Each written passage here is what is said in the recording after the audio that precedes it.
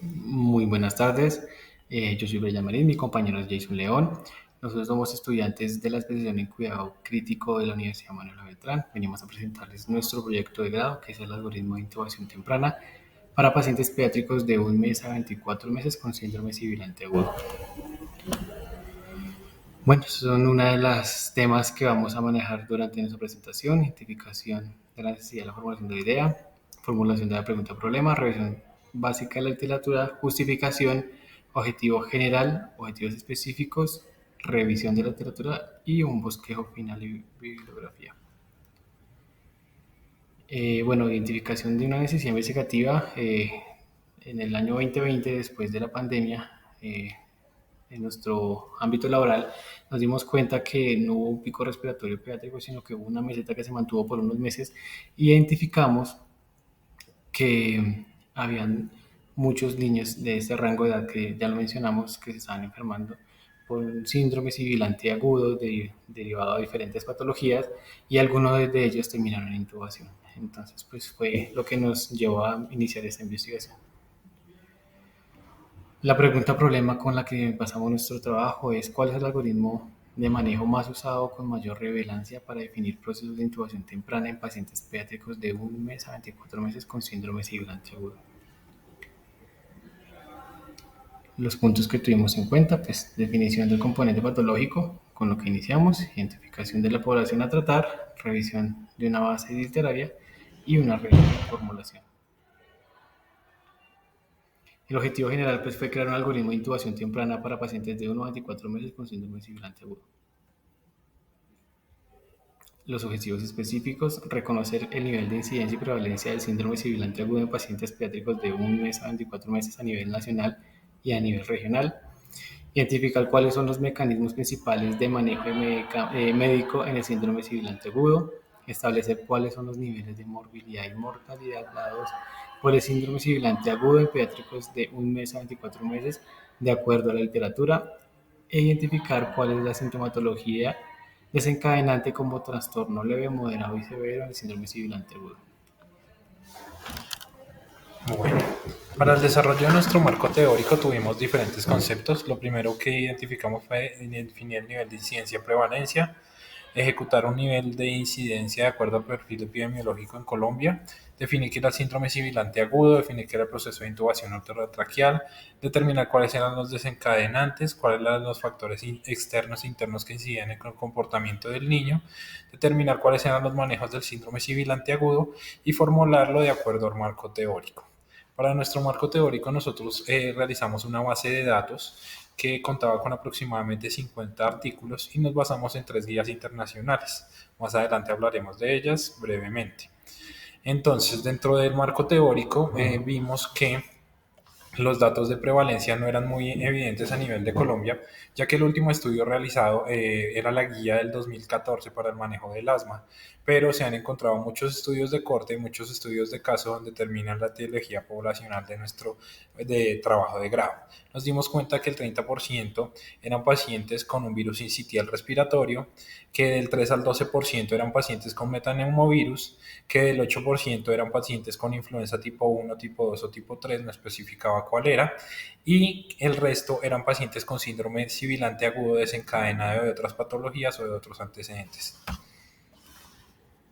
Otro de los datos y cifras principales que encontramos es que la ciudad de Barranquilla era la más predominante en el componente del síndrome sibilante agudo, seguido de Medellín, Cali y Bogotá, con sus respectivos porcentajes.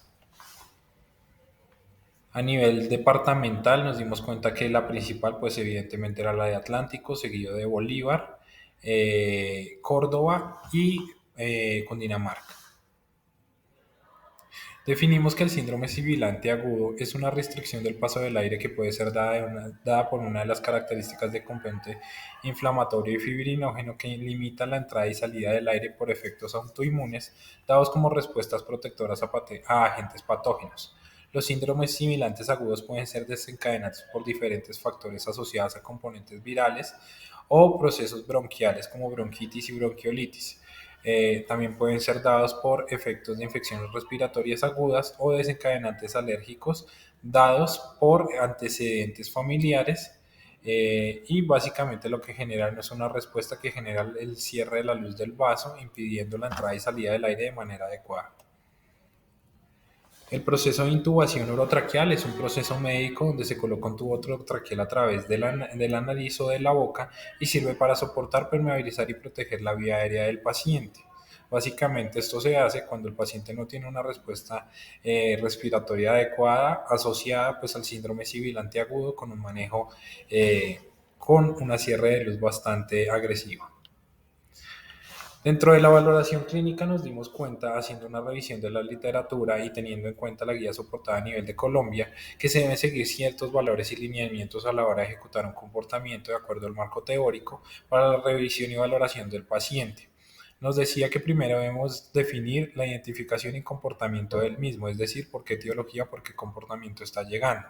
Lo segundo, si es un comportamiento bronquiolítico o es una diferenciación de respuesta del mismo, puede ser dado en componente viral o por una carga infecciosa o asociado a otros factores.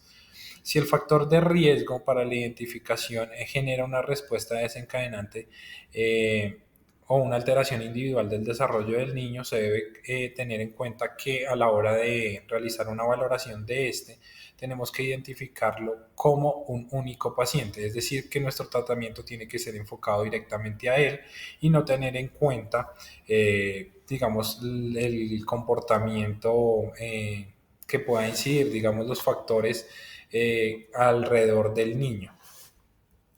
Dentro de la siguiente manejo que tenemos que realizar es un cuadro de oximetría dinámica para determinar el comportamiento de la saturación, la PO2 del paciente, un componente radiológico para determinar si la respuesta puede llegar a ser un comportamiento neumónico, infeccioso, si tiene niveles de atrapamiento aéreo o no,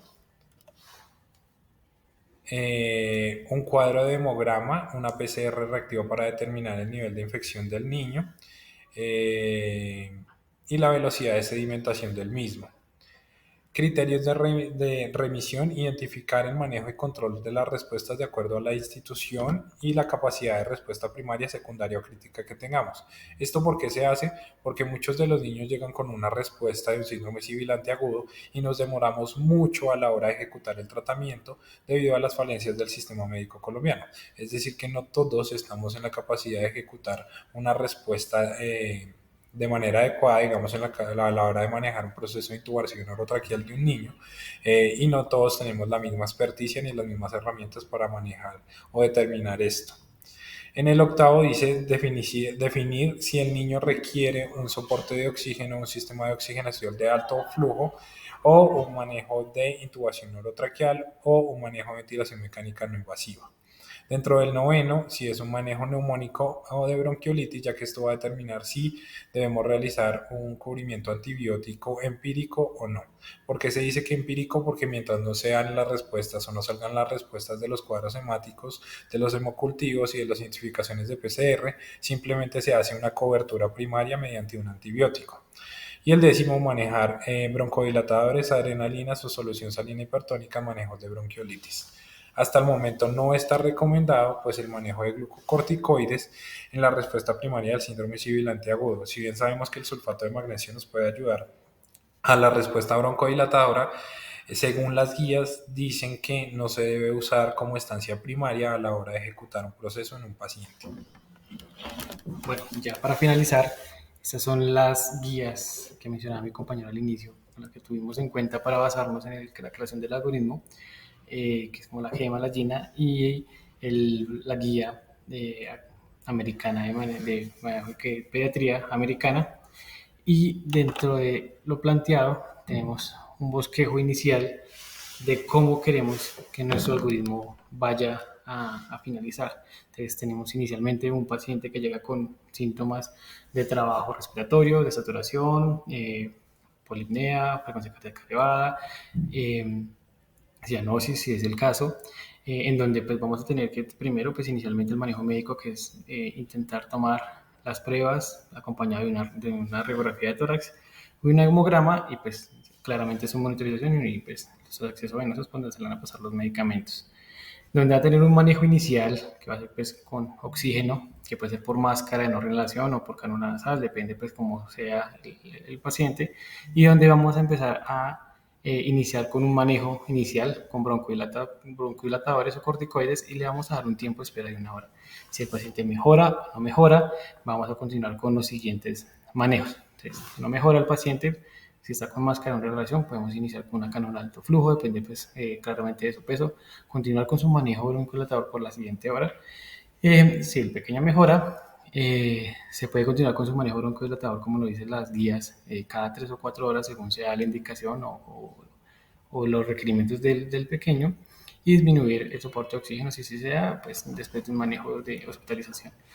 Si después del manejo que le damos el paciente no mejora, seguimos con nuestro manejo broncodilatador según lo que nos dicen las guías, aumentar el soporte con la cánula de alto flujo y esperar la respuesta. Si el paciente mejora o no mejora. Si definitivamente no mejora, pues llegamos con lineamientos con manejo de ventilación mecánica invasiva o no invasiva, que depende cómo sea el caso, pero es un bosquejo, eso es lo que tenemos acá, es un bosquejo de cómo queremos que llegue a ser nuestro algoritmo con tiempo según respuesta de medicamentos y según la base científica de la que nos estamos basando.